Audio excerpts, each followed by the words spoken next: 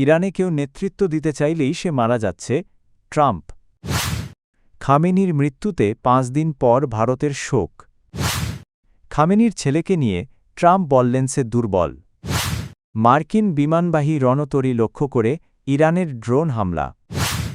ইরানের বিরুদ্ধে যুক্তরাষ্ট্র ও ইসরায়েলের সামরিক অভিযান অব্যাহত থাকবে বলে জানিয়েছেন মার্কিন প্রেসিডেন্ট ডোনাল্ড ট্রাম্প। বুধবার দেওয়া এক বক্তব্যে ট্রাম্প দাবি করেন চলমান হামলার ফলে ইরানের নেতৃত্ব দুর্বল হয়ে পড়ছে। তিনি বলেন যুক্তরাষ্ট্র এখন খুব শক্ত অবস্থানে রয়েছে এবং ইরানে যে নেতৃত্ব দিতে চাইছে শেষ পর্যন্ত তাকে নিহত হতে হচ্ছে। এদিকে একই দিনে যুক্তরাষ্ট্রের প্রতিরক্ষা মন্ত্রী পিট হেগসেট জানান মার্কিন যুদ্ধবিমান ইরানের আকাশসীমায় অভিযান চালাচ্ছে। তার দাবি মার্কিন ও ইসরায়েলি বিমান বর্তমানে ইরানের আকাশে উড়ছে এবং তেহরানের নেতারা তা দেখছেন। ইরানের সর্বোচ্চ ধর্মীয় নেতা আয়াতুল্লাহ আলী খামেনি নিহত হওয়ার ৫ দিন পর শোক জানিয়েছে ভারত। বৃহস্পতিবার ৫ই মার্চ ভারতের পররাষ্ট্র সচিব বিক্রম মিশ্রি দিল্লিতে ইরানের রাষ্ট্রদূতের সঙ্গে সাক্ষাৎ করেন এবং খামেনির মৃত্যুতে শোক বইয়ে স্বাক্ষর করেন।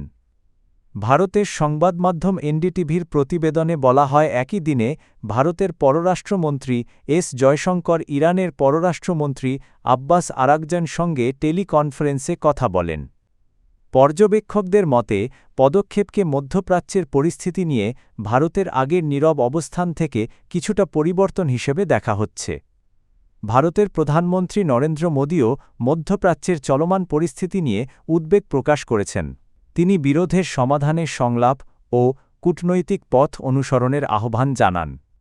এর আগে গত ১ মার্চ ইরানি বার্তা সংস্থা তাসনিম ও ফার্স নিউজ জানায় যুক্তরাষ্ট্র ও ইসরায়েলের যৌথ হামলায় আয়াতুল্লাহ আলী খামেনি নিহত হয়েছেন। তার মৃত্যুর পর ইরানে ৪০ দিনের রাষ্ট্রীয় শোক ঘোষণা করা হয়েছে। ইরানের সর্বোচ্চ নেতা আয়াতুল্লাহ আলী খামেনির ছেলে মুজতবা খামেনিকে দেশটির পরবর্তী নেতা হিসেবে মেনে নেবে না বলে জানিয়েছেন মার্কিন প্রেসিডেন্ট ডোনাল্ড ট্রাম্প। এক সাক্ষাৎকারে ট্রাম্প বলেন মুজতবা খামেনি সম্ভাব্য উত্তরসূরি হিসেবে আলোচনায় থাকলেও যুক্তরাষ্ট্রের কাছে এটি গ্রহণযোগ্য নয়। তিনি জানান যুক্তরাষ্ট্র এমন একজন নতুন নেতাকে দেখতে চায় যিনি ইরানে শান্তি ও স্থিতিশীলতা প্রতিষ্ঠা করতে পারবেন। ট্রাম্প মুজতবা খামেনিকে দুর্বল ব্যক্তি বলেও উল্লেখ করেন। তিনি আরও বলেন ইরানের নতুন নেতৃত্ব যদি আগের নীতিই অনুসরণ করে তাহলে আগামী ৫ বছরের মধ্যেই আবারও যুদ্ধের পরিস্থিতি তৈরি হতে পারে। ইরানের ভবিষ্যৎ নেতৃত্ব নিয়ে আলোচনায় ব্যক্তিগতভাবে ভূমিকা রাখার কথাও উল্লেখ করেন মার্কিন প্রেসিডেন্ট। মান উপসাগরে মার্কিন বিমানবাহী রণতরী ইউএসএস আব্রাহাম লিঙ্কনকে লক্ষ্য করে ড্রোন হামলার দাবি করেছে ইরান। ইরানের খাতাম আল আম্বিয়া কেন্দ্রীয় সদর দপ্তরের এক মুখপাত্র দাবি করেন বলে জানিয়েছে তাসনিম বার্তা সংস্থা। প্রতিবেদন অনুযায়ী রণতরীটি হরমুজ প্রণালীর কাছে ইরানের সমুদ্রসীমা থেকে প্রায় ৩৪০ কিলোমিটার দূরে অবস্থান করছিল।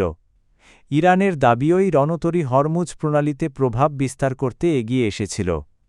মুখপাত্র জানান ড্রোন হামলার পর রণতরীটি দ্রুত এলাকা ত্যাগ করে এবং সঙ্গে থাকা ডেস্ট্রয়ার সহ ঘটনাস্থল থেকে ১০০০ কিলোমিটারেরও বেশি দূরে সরে যায়।